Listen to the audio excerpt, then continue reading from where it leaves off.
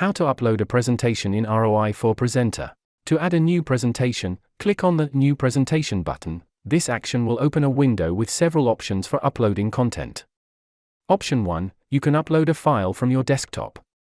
It must be in PDF, PPT, PPTX or MP4 format and be up to 100 megabytes, up to 500 megabytes for a video file.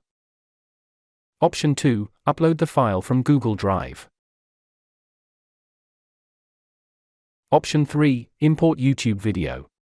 When you provide a link to the video, you will be given the option to include the whole video, then just leave the default checkbox off, under Choose how detailed parsing should be. Split the video into slides, then depending on the value, from 1 to 5, you can adjust the number of slides the file will be parsed to. If you want to add content from more than one file, or materials in different formats, you can do it later at any time in edit mode.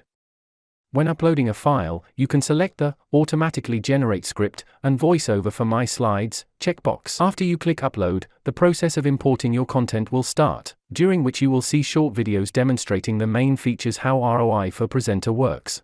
You can close it with a simple click. The upload progress will be visible in the list of your presentations. After a successful upload, you can go to Edit mode or check how it will look for your listeners in test mode.